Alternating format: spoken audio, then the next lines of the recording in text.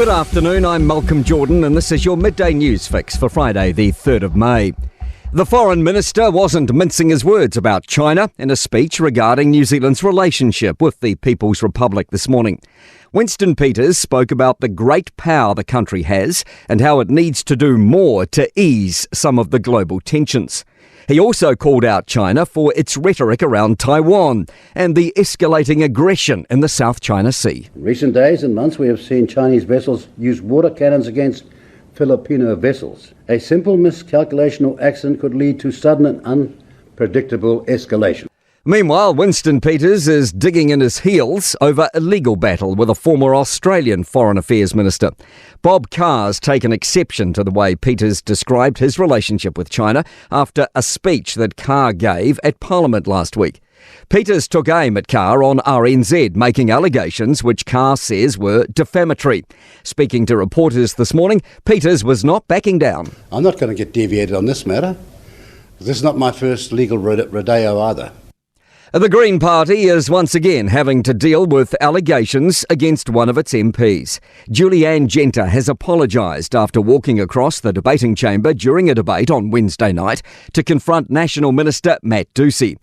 She's also been accused of yelling at a Wellington florist during an argument about cycle lanes.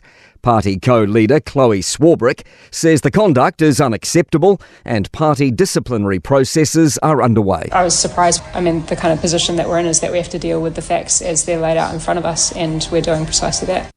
Family members of Lachlan Jones continue to give evidence as his inquest enters a fifth day in Invercargill. The child was found dead in an oxidation pond about a kilometre from his Gore home 5 years ago. Police concluded he walked there himself, while his father Paul believes he was murdered. Herald reporter Ben Tomset says Paul's lawyer, Max Simpkins, accused half-brother Cameron Scott of disposing of Lachlan's body. Cameron vehemently refuted, said he loved his younger brother and he spoke of many happy memories with the boy. A search has resumed for two missing fishermen in Taiharuru near Whangarei Heads. The men were reported missing just before midnight on Wednesday after failing to return from fishing on rocks. Police have deployed the dive squad to the search area with help from Coast Guard and Surf Lifesaving.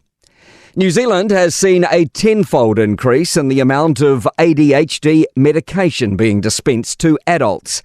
A Christchurch study published in today's medical journal identifies a rise between 2006 and 2022. Wellington City Council's investigating repealing a policy which would see residents bear the full cost of maintaining the pathways that lead to their homes. Dozens of residents yesterday submitted against the proposal. To sport, Tottenham has failed to close the gap on Aston Villa in the race for a Champions League spot next season. Spurs have lost 2-0 to London rivals Chelsea and trail Villa by 7 points on the EPL table, albeit with a game in hand. 33-year-old Crusader Johnny McNichol's keen to extend his career with the Super Rugby champs after answering a mid-season SOS to act as injury cover.